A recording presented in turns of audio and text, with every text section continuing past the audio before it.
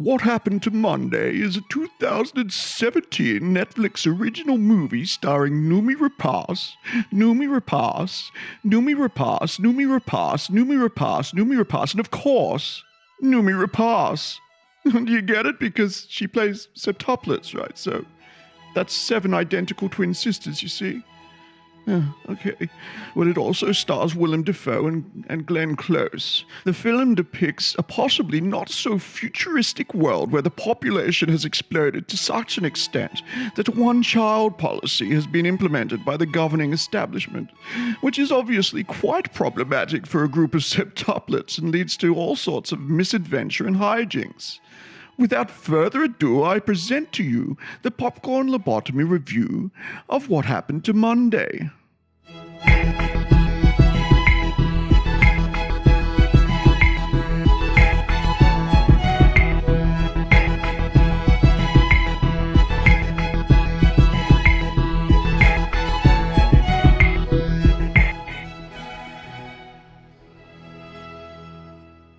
Firstly, I must say it's good to see Netflix finally playing ball, so to speak.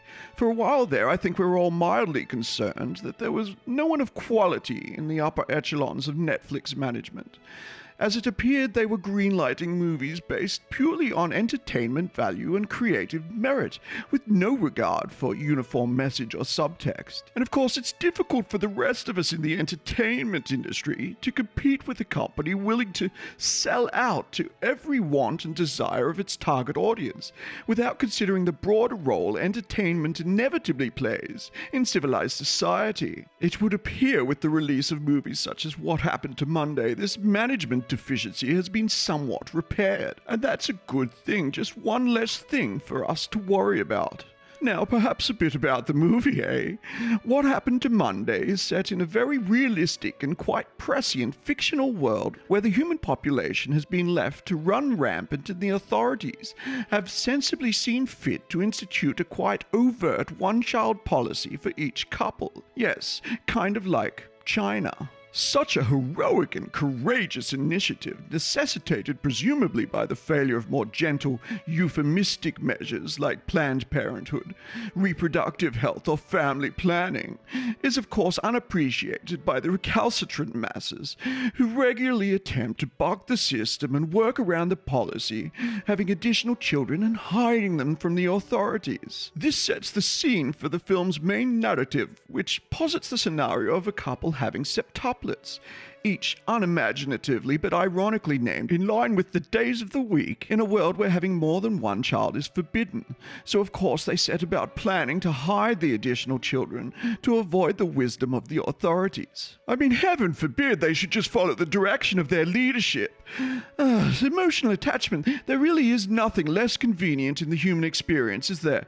It has led to so many poor decisions throughout history, which is why my family lineage has always thankfully undertaken to stamp out that particular trait in their offspring at a very young age. The movie follows the 7 sisters as they try to evade the notice of the authorities, and more specifically as they are detected and captured one by one and dealt with for the lawbreakers they are. Of course, Monday is the first to go, hence the title, What Happened to Monday? But in reality, the movie is just a convenient excuse to showcase the neat visual effect and acting prowess involved in seeing an actress play multiple roles on the screen simultaneously. And of course, this has been done in other films like The Sixth Day, The Island, and more recently TV shows like Orphan Black.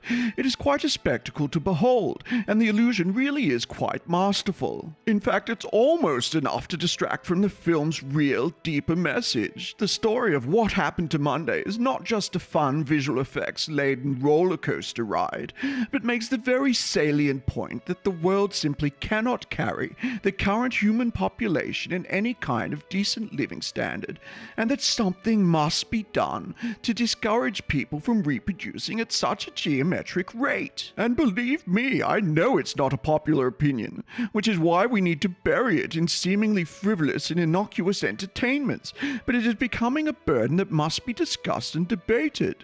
We have brought you global warming, or is it, are we still calling it climate change now? You know, the bit where the polar bears drown. And we've brought you pollution, crowded cities, food shortages, diseases, terrorism, and resource wars. And not nearly enough space for equestrian paddocks and polo grounds. How much more scientific evidence do we need to produce to convince you to curb the population, or at least inhibit its growth? You know, there's something that in my privileged position I am privy to, and it's not something that I'm supposed to disclose, but damn it, I feel that these reviews are falling on deaf ears, and I need to make my points more explicitly. You may have noticed that I don't spend a lot of time talking about the movies I review.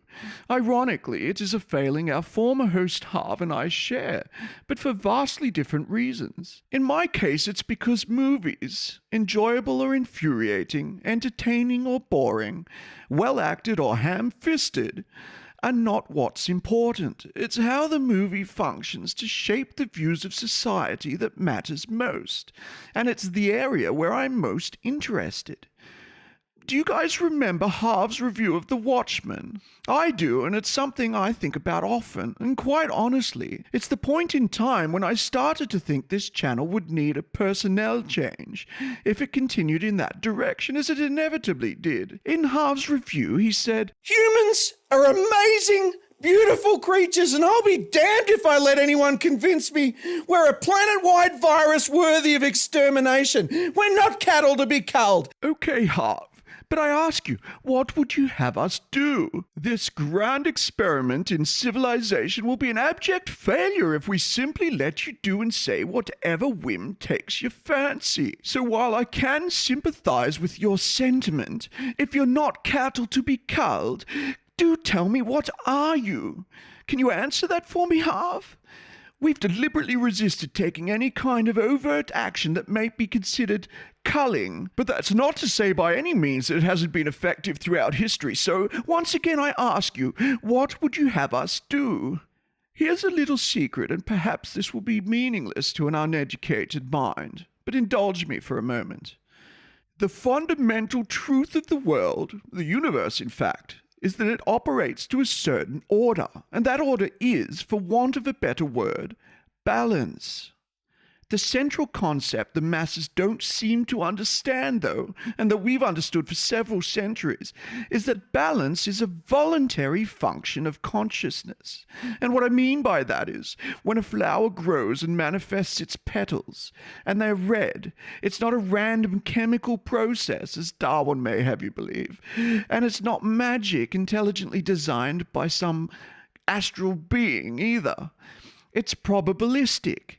It's the simple recognition by the flower and the entire universe that encompasses it that there are not enough red flowers in this reality. That's why we know that if you want to lower the population of the world, you don't need to kill off millions in mass war or famine.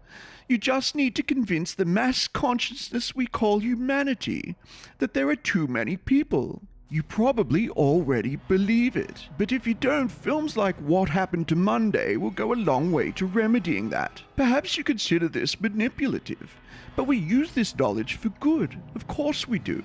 How can this be considered anything but positive now that we can centrally plan humanity without resorting to tasteless and unsavory initiatives like war and genocide? All we need to do is find a few key movies and run a few news stories, and all the masses just fall in line voluntarily. Honestly, whenever I see it working, I can't help but think of it as magic. A writer wrote this screenplay because he thought it was a good story, and then he brought it to us voluntarily.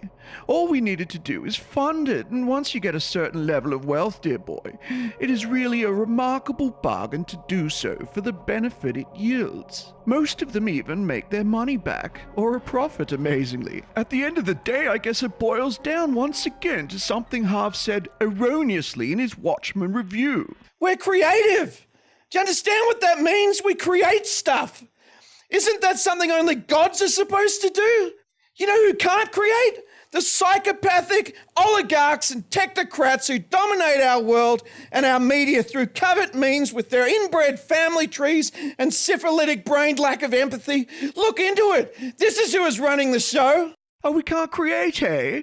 Now, Harv, why the hatred, dear boy? A little jealous, perhaps? The truth is that we are the creators of this planet. Just look around you, you'll see the evidence of it everywhere. We are the godlike creators, not you, with your frivolous artistic pursuits. What you're doing is kindergarten stuff in comparison to what we do. You're finger painting with your own fecal matter while we're creating the Sistine fucking Chapel.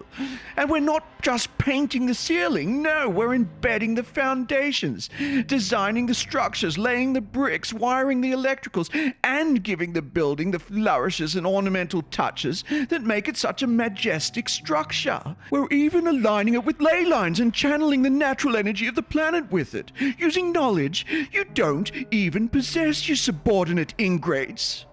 We're the gods, can't you see that? We're your gods. And all we ask in return is a little, you'll excuse me this one expletive, a little fucking respect. I was going to talk more about Netflix, but I must admit I've lost my train of thought. That little rant by Harv, it just gets my goat, you see, so misguided, so ill-informed. He just couldn't get it, just couldn't understand. What we do is not manipulation for nefarious means. We're helping humanity be better. We're helping you to understand what needs to be done for the world to survive and for the order to remain in place. And all you do is resist, resist, resist. It's time to step up, people. Just accept what needs to be done. It's time to let the collective consciousness of the universe manifest what so urgently needs to be manifested. Because the civilized order of the universe depends on it.